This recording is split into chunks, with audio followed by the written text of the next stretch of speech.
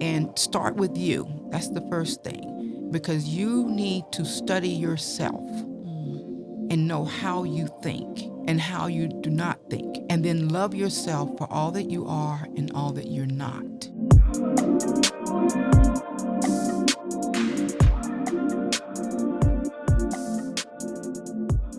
Well, hello, everyone, and welcome to another episode of the Thank Me Later Show with me, your host, Jini Thornton, where we help you master your money and transform your life.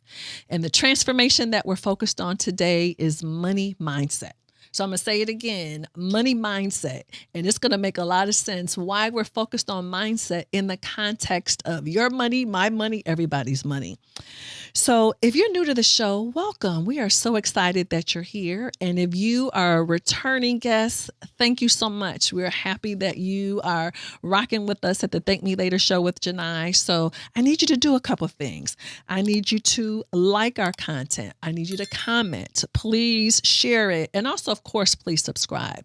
It's really important that not only that you listen to what we're doing, but you also share it with your family and friends and colleagues, other people who you know are going to benefit from all the amazing information, financial information that we're sharing here on the Thank Me Later show.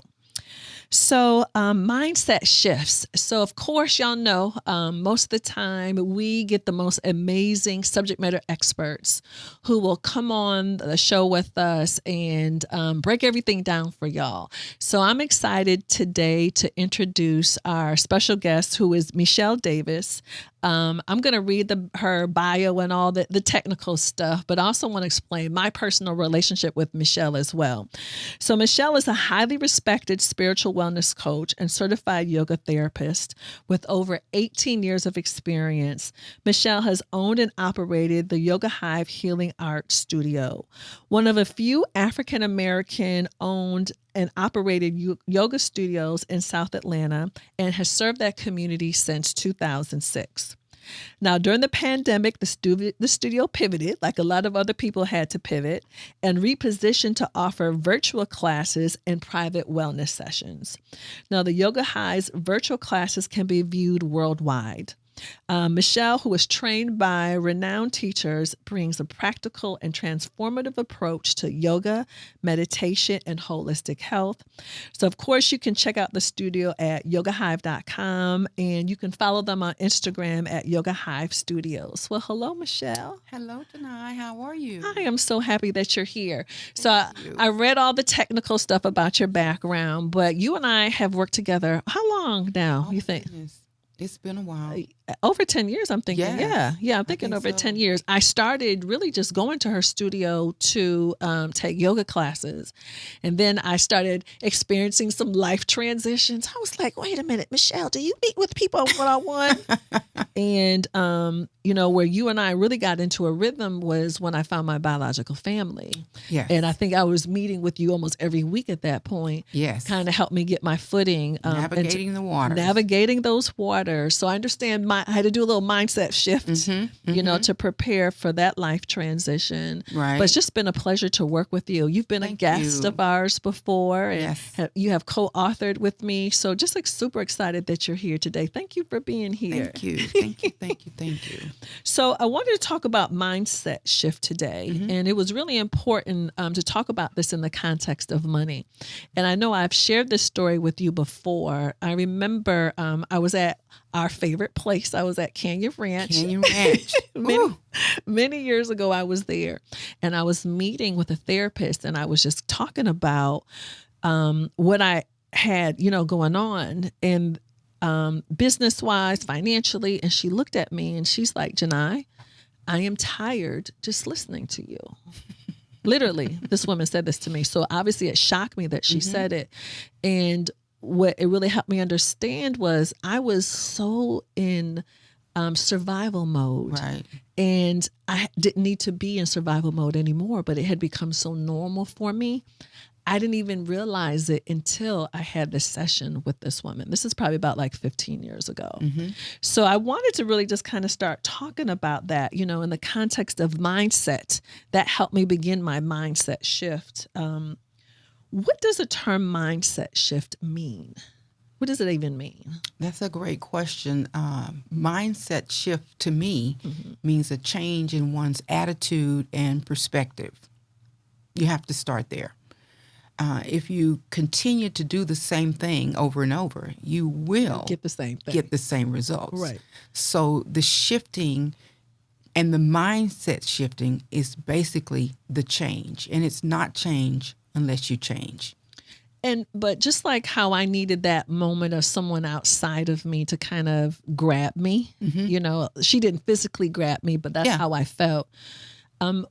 What is it that when we don't even know if we're kind of in that cycle, you know, sometimes it might take someone outside of us to say, hey, you know, what you got going on? Like, what is it? Why do we lose that awareness?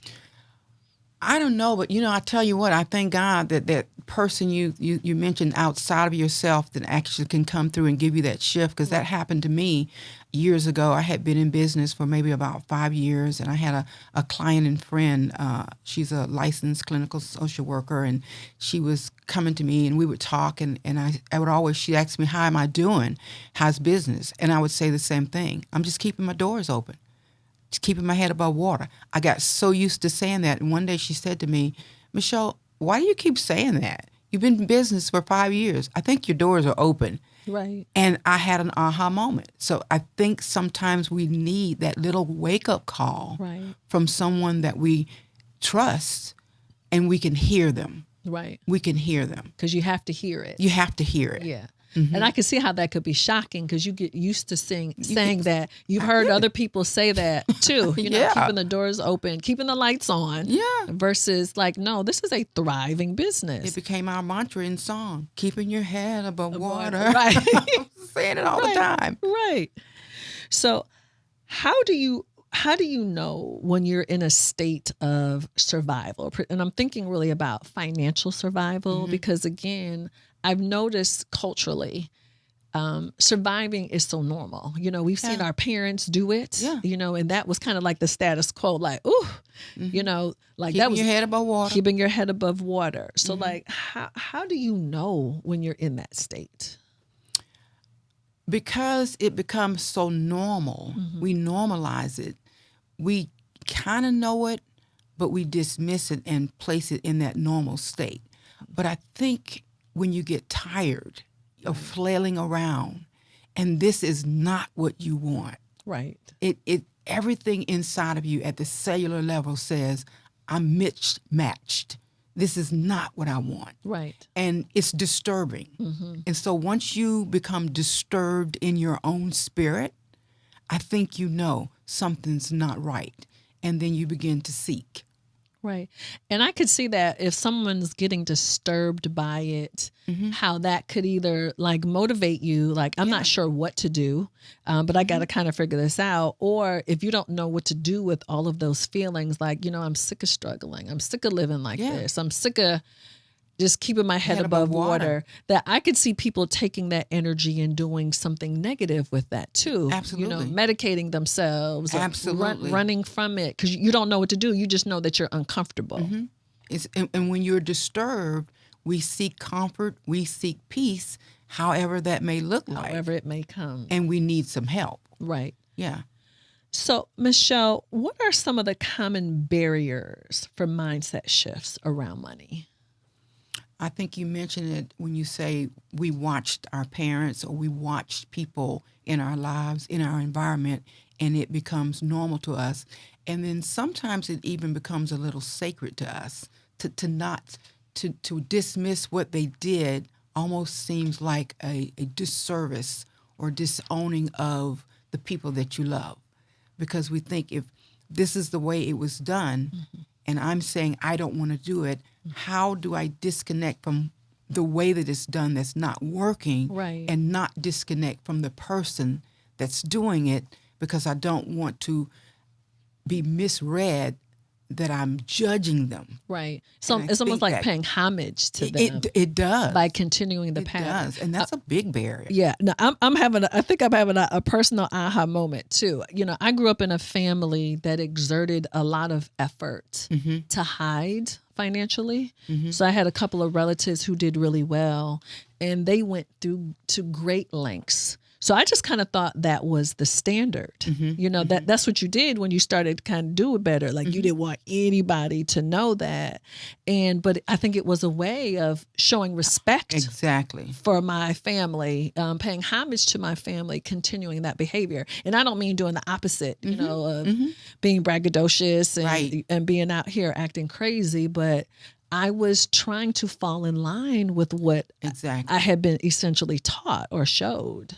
You're right, because usually the feedback is, oh, you think you're better now. Oh, so you don't get positive feedback when you are doing better. And so the information that we're getting is a little confusing. Right. So we go from being disturbed to now we're confused and we don't know what to do. And then that can lead you down the rabbit hole that we talked about, doing those negative things that can set you even further back. Right. So can you give a couple specific examples of money mindsets that hold people back? Like, you know, that I can't afford, or I'm not good with money, or, you know, my family wasn't good with money. What else do you hear people commonly saying? Well, you know, there's a whole list of those. Right. Money doesn't grow on trees. Right.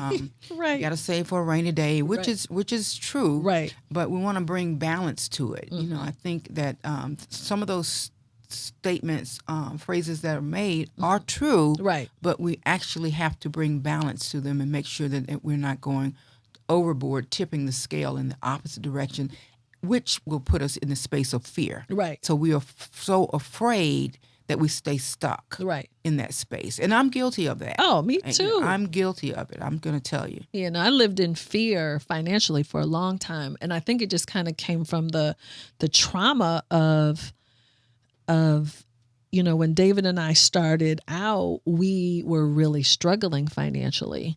And so when we started doing better, I was still kind of holding on to that because it just gotten so normal. Right. And we're like, wait a minute, things are actually better. Right. But I had seen my mother struggle. You know what I mean? I had seen other relatives struggle. So I'm just like, that just kind of just became the normal, you know, that normal pattern. So I see how easy it is just to keep playing that out over and over again. I think so. I think so. And I'll, just to be transparent, I was raised by a woman who was very smart, had 4 degrees, and then my biological grandmother, she actually, good woman, but she was a bootlegger. So I had 2 different dynamics of the educated side. Right. And she was a retired school teacher, so she was very poor. She didn't have any money. Right. So I really learned the poverty mindset more there. Right. Now, my grandmother, who I wasn't raised with, but I knew, right, she was the one that was, oh, shouldn't be doing that. Bootlegging what now? Bootlegging. What? Bootlegging. Come on now. Come on now. Let's just keep this real, right? Since I'm putting grandma business out there. But the thing was, it was almost like something shameful. Right. So you didn't talk about it much and didn't want anybody to know, oh, this is not the background that you want to say that you're from, right? But the one thing that I'm most proud, and this is, I want to tell this story because it has to do with perspective. Okay. Because I always kind of, in my mind, had her in that space of, ooh, I don't want anybody to know that, right? Right. But when my grandmother passed, she actually had a will and had a house. She owned her home. Right. And she left. Now, she wasn't always a bootlegger. That's just part of the story. Right. So knowing the full story and put it in perspective helps, because she's a bootlegger. She was a candy lady. Then she was head of the usher board. And when she left this earth, she's a very highly respected woman. Right. But what I learned from just twisting and flipping her story, she was an entrepreneur. Wouldn't see it as an entrepreneur. Right. Because it was hidden in shame. Right. But once I peel back the layers of shame to say, wait a minute, this lady actually figured out a way, because she was in survival mode. Right. Her husband had died. She had 5 children to take care of. Right. She figured out a way. That was the best way she knew. At that time. And it worked for her. Right. So she was an entrepreneur. But not only was she an entrepreneur, she undoubtedly learned or figured out how to save her coins. Right. And then shift. So she didn't always stay in that space. Right. She moved, shifted, and said, I won't do this, I'll do this. Right. And then she eventually worked her way to home ownership, leaving a will, and leaving a legacy for her family. Right. But I never painted her in that light Right. until it just dawned on me, she deserves this story to be flipped and told a different way so that I can benefit from her entrepreneurship. Right. Yeah. And I appreciate you saying that, because it's just making me think about us being able to look at our families, because that's where our relationship with money starts, and looking at the stories a little differently. A little differently, Right. a lot. Because my mother was an educator too, and I just remember how tight things were. Because there wasn't this other source. You knew what it was going to be, and then as her career progressed, then she started kind of elevating. I'm like, okay, now I see, now some other ideas, other things begin to happen. But, education was one of the few choices educated Black people had during that time. Exactly. Like there was only a few things. And how much money were you going to make doing that? Exactly. But what we pick up from our families, though, is incredible when it comes to money, or I guess everything else too, though. So, Mechelle, let's talk about how we reframe financial goals. Because I know a lot of times we want certain things, but I want people to feel empowered instead of overwhelmed. A lot of times I think people think it's not possible. It just seems so far away. So how do we begin to shift our mindset to reframe those? Reframing your goals, your wants, and your needs is very, very important. And I think when you grow up in a situation where you do not have, the first thing you want to satisfy is what you wanted versus what you actually need. So once you get that out of the way, and hopefully you don't really roll yourself in a hole, making that satisfaction come true for yourself, that you can start to look at, these are the things that I really need to do to sustain myself. And so when you're talking about sustainability, it's not just for the day. The day, right. And so if we can get that piece, I just don't want to live for the day. And so my sons, I have 3 sons, and I used to tell them often, don't eat your seed. And being a country girl, I always talk in farmer analogy, right? What does that mean? Don't eat your seed. So you make money, and then you're so happy you made money, you're ready to go out and you spend it, you want to eat, right. Go out and this, that, and the other. And they were young, so of course they want to go out and buy food. Right. And I used to say all the time, don't eat your seed, because money is actually seed that you can actually plant again. Right. Some seeds are just perennial, some seeds are annual. So you want to know what type of seed you have so you can actually grow again. Right. No, I love that. Let's talk about some cultural nuances. When you think about what has impacted, Blacks in the context of money or wealth generation, because a lot of it may be you, me, or my family or your family, but when you look across us as a group of people, there's certain things I think that seem to be pretty constant. Let's talk about that a little bit. Well, it is, and I think some of it's we're profiled to be a certain type of way as well. Right. True. So then we try to fit into that box. And so I think that once you decide for yourself, no matter what color, what nationality you are, that I actually don't have to fit in the box of the cultural nuances. Right. And you can free yourself from some of the things that we may do or said that we do because of culture. And I think we get locked into that, that I'm in this particular culture and this is what we do. And again, it's like paying homage to, you don't want your black card revoked. Right. Right. So you do this. But I think once you free yourself from that, then you can create your own money cultures. Right. And so you have to decide, what is it that I actually want for me and my family? And I need to make different decisions. And what I appreciate about what you're saying is now it allows us to look at what's happening and just be an observer of it. Yes. It's not about judging it right or wrong, but does this work for me? Does this serve me? And I know what they've been doing, whoever the they is. Right. But who are the people who are moving the way that I want to move or doing, regardless of what they look like? Yes. And I can make my own choices. I just don't have to take what has been taught to me or what I have inherited from my family or cultural norms or whatever it is. Exactly. Yeah. And so I think it's good to embrace culture, but I think you also have to break free. Right. And not be a slave to this is what we do. Right. And if I don't, I'm feeling isolated from my own community. And I kind of feel like as Black people, we can be very loyal to that. Yes. You know, like you said, but I think it has to do with the Black card. This is the group we belong to. Hell or high water. This is what we got to do to stay in the group. Yes. Right. Yes. Yeah. And you can't be afraid to say, you know what, I'm going to always be Black. Right. That's probably not going to change. Right. I know we're changing a lot of things now, but that's not going to change. Right. And the thing is, you know, I can stay true to my culture, but at the same time, I have to stay true to myself. With myself, right. Yeah. Because you know when you're not staying true to yourself. Exactly. For sure. You can feel that.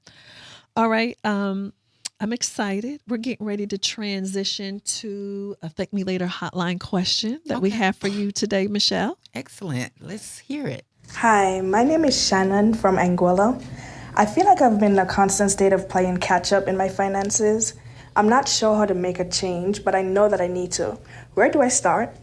Well, Shannon, thank you for your question. And I want to let you know that you've already started because you feel. And so if you can connect to that and stay with that, I feel like I'm in a constant state. That's the truth. Your feelings are letting you know where you are. And since you're even asking this question, that means you've already started. So continue is what I would say to you. Continue moving forward with listening carefully to financial experts. The Thank Me Later podcast is one place that you can actually start. Listen to the people who will guide you through making the best decisions for you. So you've already started. The thing now is, how can I continue?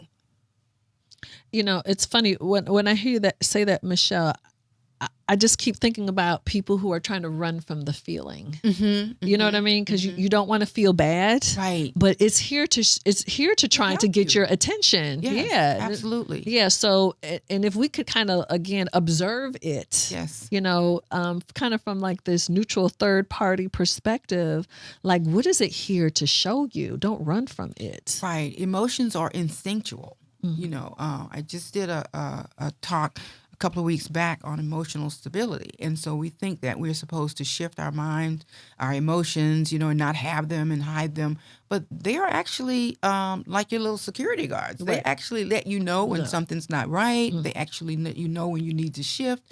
And so it's instinct. And so if you're feeling like something's not right, trust that. Probably I need to shift. Yeah. And start seeking. Right. Yeah. Right. Thank you for that call, Shannon. And just to share a few resources, want to make sure that people know that you can absolutely lean into the Thank Me Later community. So you can go to thankmelater.money. Again, thankmelater.money. And then also, please make sure that you're going to engage with Mechelle directly. So you can go to the yogahive.com and that can connect you to all the virtual classes, the one-on-one sessions, whatever's available. You do not have to live in Atlanta to get some help from Mechelle. So just want to make sure that you can tap in both ways. All right, just a few more questions for you, Mechelle. Sure. How can you be more self-aware and then begin the fixing? Because I think a lot of times, you know, dealing with money, people are like, they want to just start fixing. And I'm just like, oh, I can tell how this is going to go if you're not going to do this the pre-work first. You know, so like, how do you do that? How can you be more self-aware so you know what to handle first before you start working on your credit or paying down debt or whatever's on the list? That's an excellent question. And, you know, that's one of my taglines of do the work. You must do your work. So one of the places that I like to start with is stillness. Be still with yourself because we're running all over the place. And like you said, trying to fix something and we don't even know what's wrong. Right. We haven't even actually sat down and taken a look. As Shannon said, I feel. And so I would say meditate. 3 to 5 minutes a day. Just be still. And oftentimes people feel like, well, I can't meditate. I've tried to meditate and, you know, I'm trying to stop myself from thinking, well, good luck with that. Right. Because that's what your mind is supposed to do. That's its job, right. Its job is to think. Right. But you want to sit with those thoughts to see what you're thinking. So become an observer. Not a judger, not a competer, not a comparer, but just sit with yourself and say, let me see what kind of thoughts I actually carry in my own head about me. Right. about other people and about this world that I live in. I would just want to see how I think and how I move. And if I was not me and looking at me, the data that I actually extracted from that, Right. would I appreciate that? Right. Or would I say no? So why do you think people run from the quiet, the stillness? Like, why are people like, ooh, you're telling me to sit down, no phone, no TV, no YouTube, no nothing? Like, why are people like, they don't want to do that? It's the place that you come to terms with you.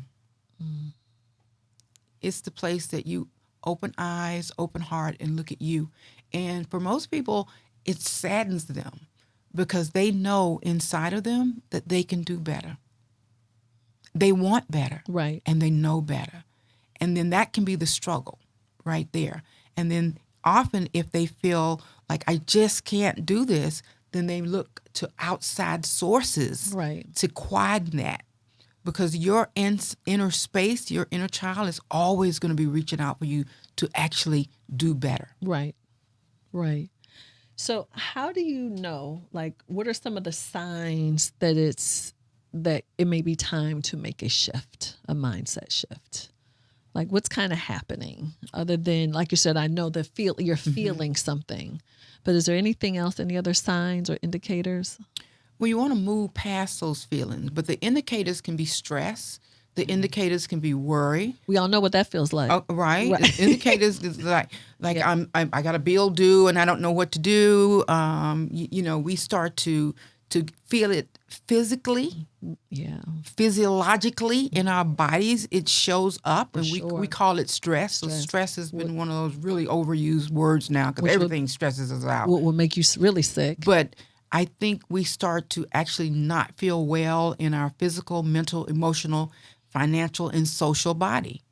And those indicators grow.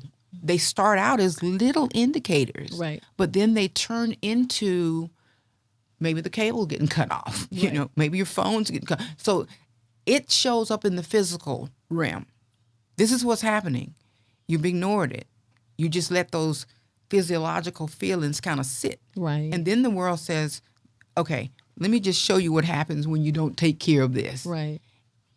So it shows up. And I think, Mechelle, a lot of people don't believe it.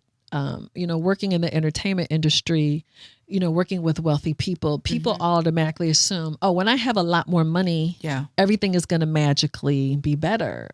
And, money just makes you more of who you are. Yeah. So if you are selfish, if you are afraid, if you are paranoid, it just makes it a lot worse. It magnifies it. Mm-hmm. So that's why you got to do the work that Mechelle is talking about now. Yeah. You got to do this work first. Do that work. So then that way, when the money comes, you're ready for it. Because I've seen people not be ready for it too. Yeah. And there's nothing more painful than when it comes and then it's gone. Because you wanted it, but not understanding the inner preparation that you had to do. This is not just about tactics, Right. Because the tactics really aren't that hard to do.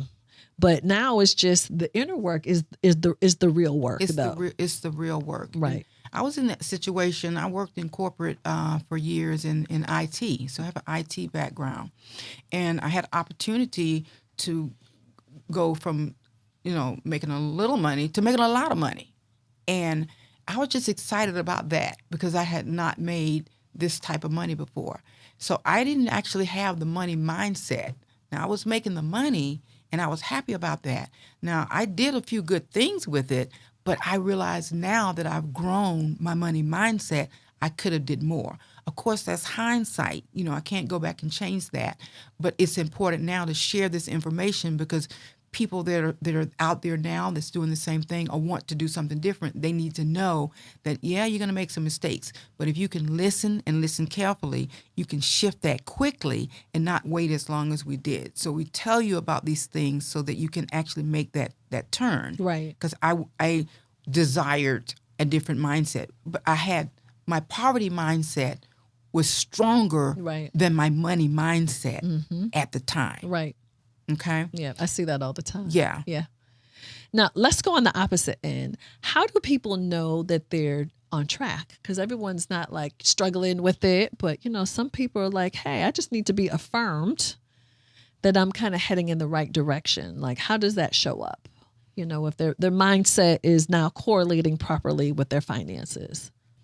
It goes back to that feeling. You just know. You just know. And then you're heading in the direction of your desires, keeping in mind that everybody's desire is different. Right. So that's one reason why we're not competing, comparing, and judging. What a person wants to do with their money may not be what you desire to do with yours. Absolutely. But if that's the direction and they're in alignment, they're balanced, and they're clear about it, then that's an indicator that, okay, I'm moving. Now, someone say, well, you should be doing this or you should be doing that. Hindsight may tell them, yeah, that person was right. But at the present moment, this is where they want it to be. You have to honor and respect that. Right. But I feel personally seeking out the information that I need, and I don't always take advantage of it. So I'm a gatherer of the information, and we have to watch that. We get all this information. See that a lot. But then we're not moving on it. And I've been guilty of that and still guilty of that sometimes, that I know the right things to do, Right. but not always move, because that poverty mindset, it's still got the little roots in there that says, wait a minute now. Not yet. Not yet. Uh-huh. Yeah. Uh-huh. Yeah. But I can say out loud, I'm getting better with that. So what do you say to the person who wants to know how long it's going to take to see results? I would tell them that they would see results immediately if the mind has actually shifted. Because that's the first result that you're looking for. Right. Is the shift in your mind. That I don't know what it's going to take. I don't care how long it's going to take. I just know that I'm going to implement these steps. And I have a story I call the highlighter story. And this was sometime back in my life when I was in debt, and I took a yellow highlighter, and I had my credit report printed out, Right. and I went just down the line, and I was really afraid, Right. but I didn't let the fear stop me. I listened to some financial experts such as yourself that said, hey, do this. Right. If you don't want this, Right. do this. Right. I can't even tell you that I really believed them, Right. because my fear was saying that's not going to work. Right. But I was so fed up with where I was, I said, you know what? I'm going to follow these instructions. And if they don't work, I can be mad then. But it won't be that I didn't actually follow the instructions. And I took the highlighter. I made the call. They said, make a call and try to settle your debt. Right. I was so scared to pick up the phone. Yeah. A lot of people are scared And to make death. the call. Yeah. Right. And Literally I did it. petrified. Right. Petrified. Oh, yeah. Oh. They're going to think I'm crazy. I'm on this phone. I owe you X amount of dollars. Right. And I'm saying I could give you X amount of dollars. Right. And you wipe the debt out. Right. I did it. And it worked. Right. I checked that box. Right. I just kept checking boxes until I was able to check all those boxes and clear that debt. Right. And it's funny that you're talking about this, because when I talk to people, particularly people who are dealing with debt, that's the first thing that I say. We have to start with where you are. It's like you got to get on the scale. You know what I mean? Like where are you? And this is the step that everybody wants to skip. Like we got to see it. We got to see all of it too. Physically. And then physically, we literally have to see it. And then, Mechelle, I'm telling people, let's try not to assign an emotion to what you see. And so I say it, and I think as an accountant, it's easier for me to say that because, to me, it's a number. I'm not assigning an emotion to the number. But how do I help people get to that point? You know what I mean? You write it down, your student loan balance, $75,000, credit cards, $25,000. Like, how do I help people see that and not project any sort of feeling or emotion on that? That's going to be an individual work that each person, you can tell them that. Okay. I don't know of something I can tell them to do this and they won't. Right. Because everybody is different the way they internalize it. What I would say is always offer them that. Right. Always offer them that to kind of take the emotions out of it. Or better yet, don't take the emotions out, but put the better emotions in. I love that. Okay. Yeah. Yeah. Switching, changing them out. Yeah, changing them out. Which is a choice. So if you want to use your emotions, use them Right. because they're yours. Pick and they're different instinctual. ones. Pick different ones. Oh, I like that. That's definitely empowering. Yeah. So just a couple quick questions. So, this inevitable merry-go-round, or that one step up, two steps back. It's common that people will do that. What do we say to the person who's on that financial merry-go-round? One step up, two steps back. Like, what do you say to them? Well, that's I want to approach this very carefully because sometimes, when we're trying to save ourselves, Right. then we love people, we want to save them too. Right. And we see them.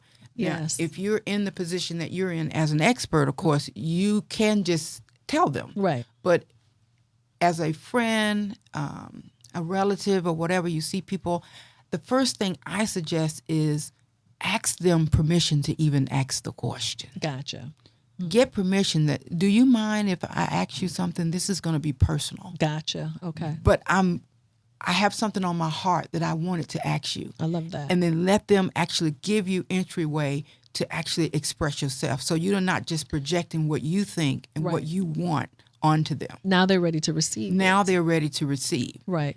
And so then let them know, now if this is too personal or you feel like I'm overstepping my boundaries, Right. let me know. Let me know. And I'll back up. I like that. Because Yeah. even when you care about people, Yeah. it can be too much for you just to be like, do this, don't do this. You shouldn't be doing that. Oh, yeah. People have to be ready to receive it. They do. And the way we say it sometimes can be demeaning, Right. demasculating, You so broke. Why you always doing the same thing? I keep on trying to tell you. So we got to figure out a way Right. to approach this thing a little bit differently. Okay. Because if I can get you to give ear to me, Right. you're more likely to hear what I'm saying Right. instead of me telling you what you're doing. I love that. As opposed to me asking you, and then you may want to know, what can I do? Now you just gave me entryway to share some things with you. Something with you. I love that.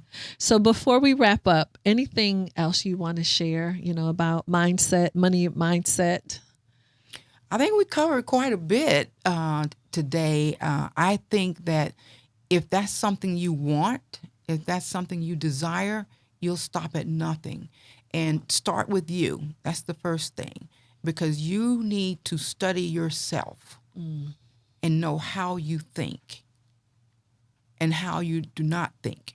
And then love yourself for all that you are and all that you're not. I love that, starting with yourself first. It's so easy to focus on other people, but I guess it's an avoidance tactic too. Yeah. Thank you for sharing that. So as we close, we always ask everybody this thank me later question. So finish this sentence. If you blank, you will thank me later. If you blank, you will thank me later. If you what? If you commit to consciousness and commit to listening carefully, discerning, deciphering, so that you may understand better, seek out the people, the professionals that can help guide you, I think you would thank me later. Y'all, if y'all do that, I'm certain you will thank Mechelle later.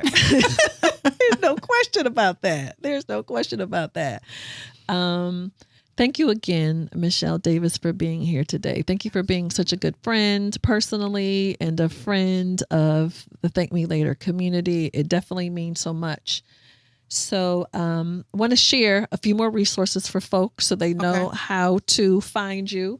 So remember, Mechelle is the owner of Yoga Hive. So you can go to yogahive.com and engage with her there. Any other social media, anything else you want to share other than the website? Absolutely. I have a platform now on the Mighty Network. Love that. And it's Yoga Hive Solutions. And this is where I say my people and I hang out. So I would love for people to come and hang out on the platform.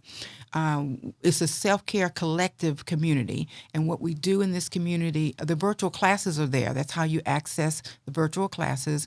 But also I post encouraging messages every morning to make sure that someone can start their day with an uplifting message. Love and then that. I'll post throughout the day. We also like to highlight and share information that's going on in the community, around the community, and so forth. And so I pride myself on encouraging your courage. Because I love that. you need the Encourage the courage. courage, I yes. encourage your courage, because you need courage. For but sure. Sometimes you need to encourage the courage to come out of a person. I love that. Mm-hmm. I love that. So again, yogahive.com, yogahive. YogaHiveSolutions.com. YogaHiveSolutions.com. And certainly you all can connect with us at the Thank Me Later community. So that's at thankmelater.money.